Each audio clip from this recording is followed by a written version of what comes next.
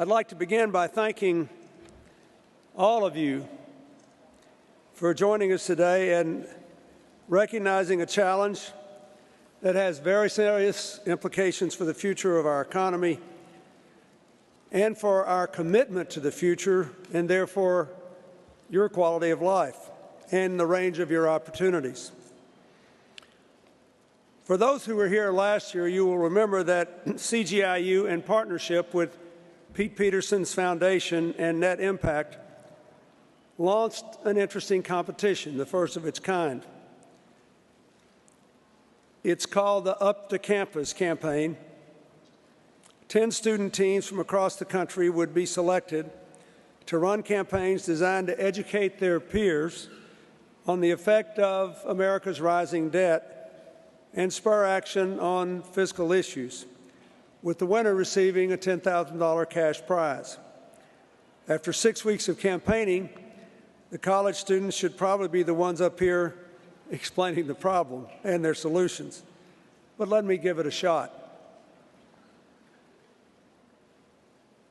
We are now heading down a fiscal path that was many decades in the making and has many contributing elements, the most serious of which is that we spend about 18% of our GDP on health care, and no other country, large, wealthy country, spends more than 12, actually a little less than that.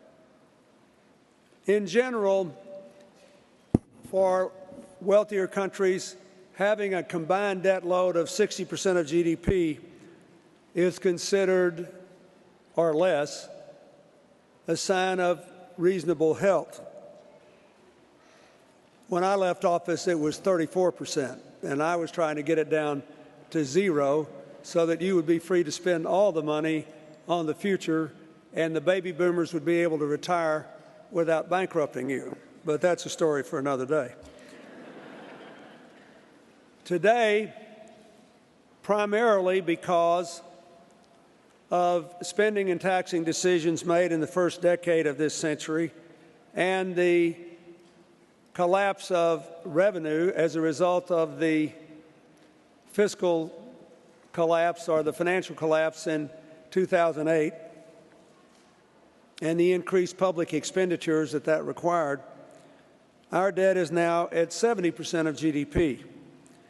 The Congressional Budget Office predicts that it will be at nearly 100% by 2024 and could become 200% by 2040.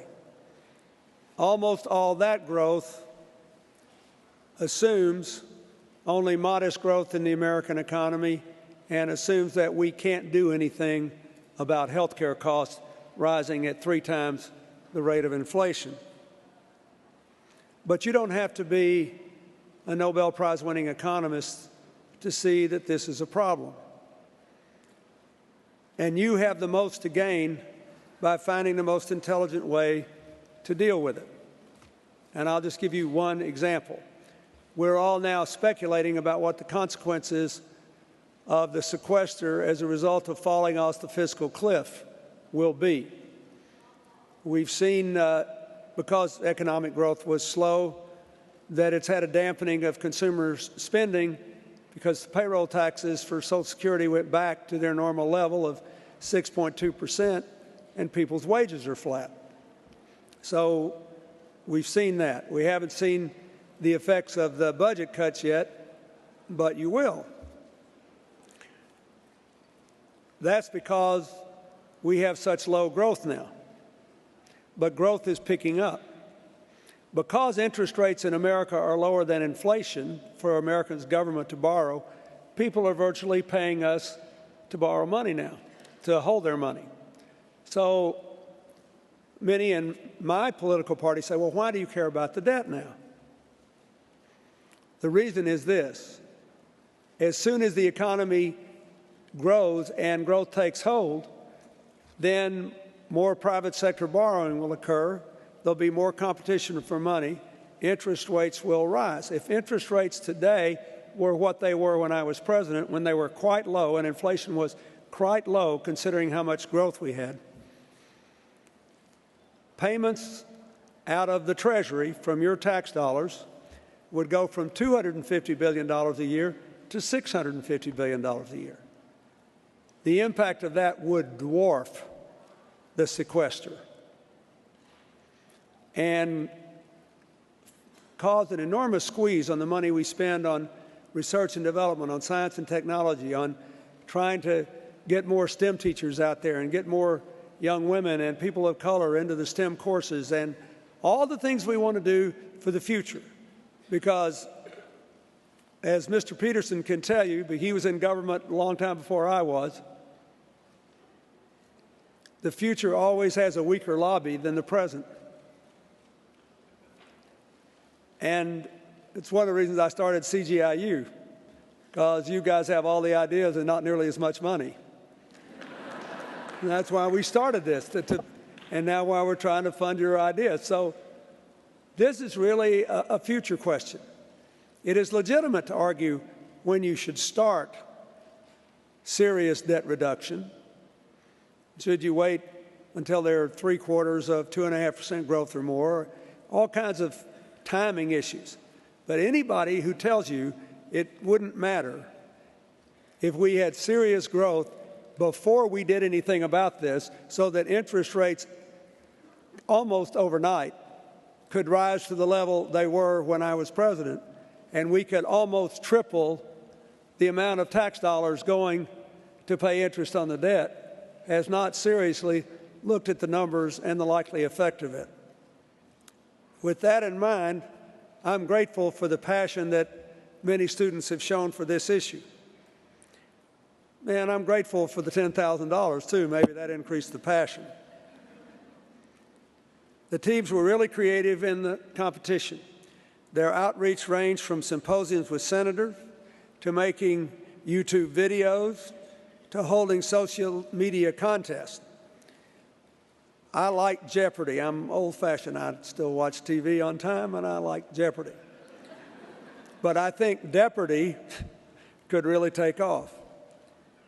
The students had a good time with this competition, and I enjoyed seeing what they came up with. To decide the winner, we had a really good panel of judges, including Erskine Bowles, Alan Simpson, George Stephanopoulos, and Chelsea. I'm glad that she decided to take part in this, and that she's worked so hard to make young people recognize their power to address the world's most pressing issues. So now I'd like to introduce someone who, even though he's well into his 80s, remains more passionate about the future than the past. My good friend and a longtime and generous supporter of CGIU, Pete Peterson.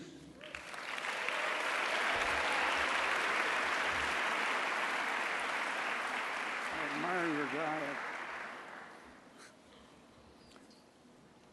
Thank you, Mr. President. If I have told you, it is already clear to me that you will be considered not simply a great president, but the best post-president ever.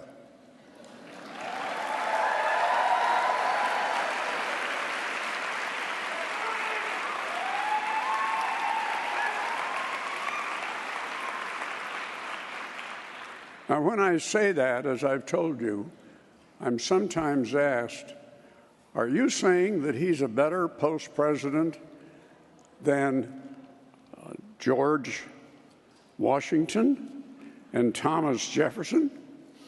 And I'm saying, yes, I am saying that.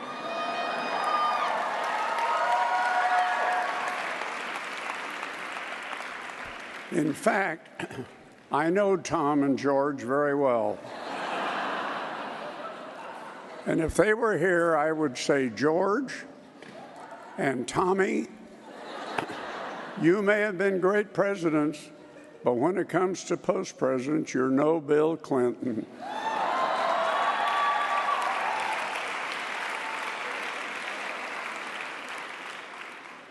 Now, some of you may wonder, why do I spend so much of my time and resources on this America's long-term debt crisis? And I think a lot of it goes back to my parents. They came over at age 17 from Greece. Not a word of English, a few pennies in their pockets, third-grade education. My father took a job no one else would take, washing dishes on a steaming railroad car, where he ate and slept. Now, he saved nearly everything he made, and he opened the inevitable Greek restaurant. Now, that restaurant was certainly not known for its cuisine, but it was known for the fact that it was open 24 hours a day, 7 days a week, 25 long years without closing. Now, my father used to say to me, "My son, I want to buy you the best education money can buy." So here I am, a genuine American dreamer. Now, it is that unsustainable long-term debt that certainly doesn't imperil my future or my American dream, but it does imperil your American dream. Now, getting in good fiscal shape is going to require a rather tough fiscal diet, and we haven't been too good at making tough choices lately. And speaking of debts, I'm reminded of a personal diet experience I had, which had been an obvious disaster. I had ballooned into a bloated 225 pounds, and I finally went to a psychiatrist who specializes in diets. And he said, "Mr. Peterson, you've been focusing on a negative vision, what you have to give up. I'm going to teach you how to focus on a positive vision, what you want to look like and why, and what the benefits will be." And he had invented a fascinating gadget that permitted you to dial up the weight you wanted to be. So I dialed up 180 pounds. I looked into this mirror, and there was a younger, sexier, leaner Pete Peterson. And I was saying, now that's what I want to be. So here I am. I weigh 180 pounds today.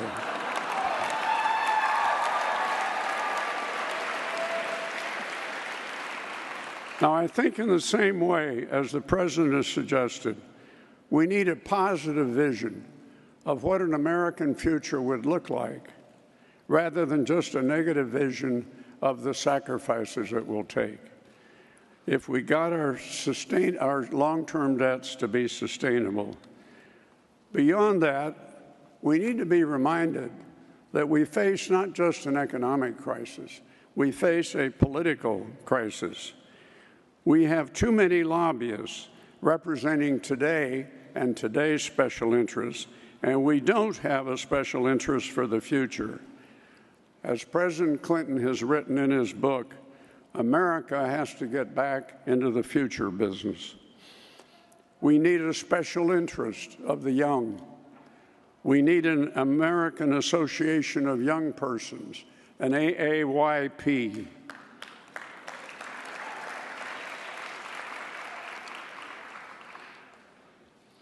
Indeed, many cynics, as you know, discount your generation and think of you like that student in the philosophy class that you probably remember, where the professor says to them, which is worse, ignorance or apathy? And some sleepy kid from the back says, I don't know and I don't care. But that's not who you are, as is evidenced today. The Up to Us campaign makes an important step to making your voices heard in Washington and building an AAYP across this entire country. Now, also remember, your generation has something that others don't have. You have moral power on your side. So you are joining both a moral and a political crusade. I remind you of what Dietrich Bonhoeffer, the theologian, once said: the ultimate test of a moral society is the kind of world that it leaves to its children. So remember, you are joining both a moral and a political crusade.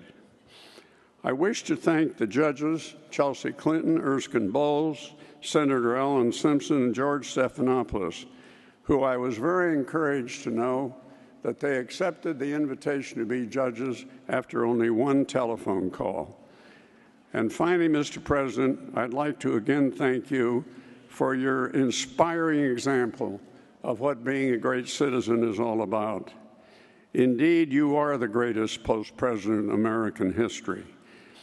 And I also want to comment that as I've reflected on the recent past, I think the constitutional amendment restricting presidencies to 2 terms was a terrible idea.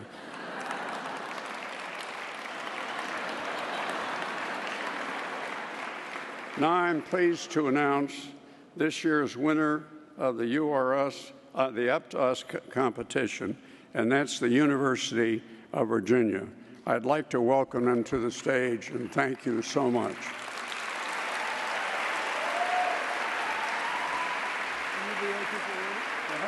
They won the UVA people.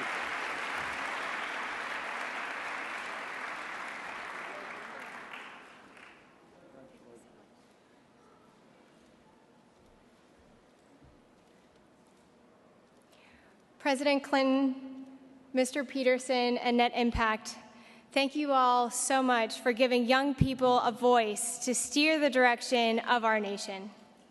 We can't give a big enough thanks to the Up to Us director, Mary Tam, for being the greatest advocate for all 10 teams' success. So congratulations to Brown University, the University of Texas, NYU, Michigan, Georgetown, American, Rutgers, and Miami for doing an incredible job during this entire campaign.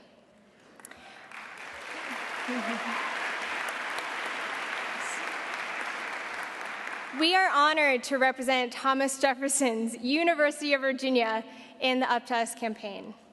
At our university, we have over 500 student-led organizations, which makes it difficult for one single cause to stand out. And yet we were humbled to see that within 6 weeks, over 1,000 students participated in our campaign in person and through social media. This shows us that there are more young people interested and prepared to join the national debt conversation. And although we registered as a 5-member team, we focused the campaign around the us in the title. Because the word us reminds us that our team extends beyond just the 5 members you see here on stage, and that we can include all 500 student organizations, and that we can include the millions of young people nationwide.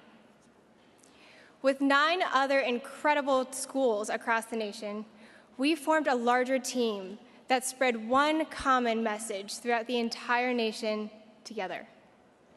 And at UVA, we hosted our representative, Senator Mark Warner, to speak and share knowledge to over 500 young people because we believed in uniting our elected leaders with the future leaders of our country. And to continue making this educational effort relevant to our peers long after we graduate, we developed an ambassador program for talented freshmen to sustain this dialogue. This campaign has proven that synergy helps us all accomplish greater feats than we could alone. And with millions of energized and curious young people in our country, we are definitely not alone. So together as a team, our generation can shape the relevance and the impact of the national debt conversation. So it is, and it will always be, up to us. Thank you.